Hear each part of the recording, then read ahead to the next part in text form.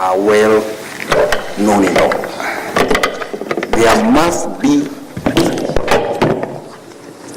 be gross violation of the Constitution or any other law. That is a must. 2, the law is now well settled by the Court of Appeal.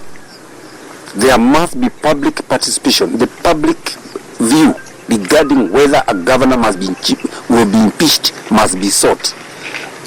And that approval to impeach the governor is not just a mere 2, 3, 4, 5, 10 signatures. No, it is something that the county assembly must demonstrate to the court that this is a process they have undertaken.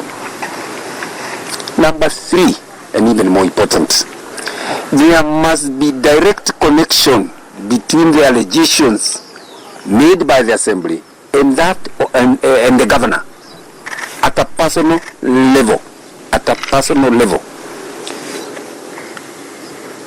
Corporate decisions made in the county government of Nyeri, what we call in law vicarious liability incurred by county government's officers and operatives, are not enough to impeach the governor. It must be something personal to him. Now, what happened in Nyeri yesterday?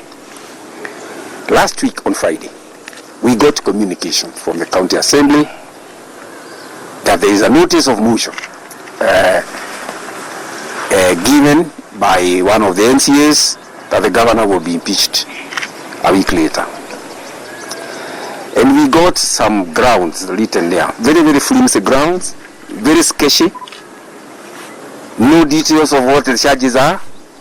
Just very, very, very outrageous statements that had no support documents at all. Now, the standing orders of that county assembly itself provide that the county assembly must furnish to the accused person, in this case the governor, with the particulars of the allegation, the particulars of the charge, 3 days before the impeachment proceedings begin. That was Friday. As of yesterday, we had not received anything from that assembly to support the allegations. And therefore, it was difficult for us to mount a defense without the particulars of what the charges were. Notwithstanding that, ladies and gentlemen, we did go ahead and put up a defense because we were able to answer all the charges on that sheet. And because these issues are constitutional, the allegations are constitutional, we are being accused of violating the Constitution.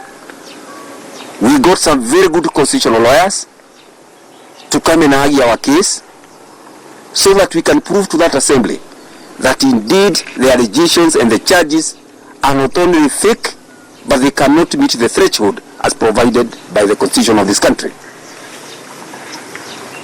What happened? When our lawyers showed up at the assembly with our defense to enable the county assembly to take a vote after having heard us, they were denied an opportunity to present the defense to the assembly. Now, gentlemen, that is the beginning of this problem with this impeachment. You do not have to be a lawyer. You don't even have to be anybody, anything to realize or to know that you cannot condemn a man unheard. The assembly went ahead and debated and voted without hearing us, without hearing our side of the story. They do not know all those charges on which they framed us and said they have impeached us. They do not know what we had to say because we were denied an opportunity to be able to tell the assembly, this is our defense to all these allegations. The lawyers went there, they argued with the speaker, and I want to take this chance to tell Speaker Mogo that what he is doing to that assembly and the people of Nyeri is not only evil, it's criminal. To advise the members that he can deny the governor an opportunity to be heard in the House. You have proffered charges against him. He wants to be heard. He has come with a team to be heard, and you refuse the team to be heard. and then you go ahead and preside over the impeachment proceedings without hearing him, that to me is against the law. It is against principles of natural justice, and that will be our first defense in any tribunal from here, that we have a right to be heard and that we should not be condemned unheard. That's number one. Number two, there is this much televised and much publicized stay, that Kesha in the assembly, where the members spent a whole night there.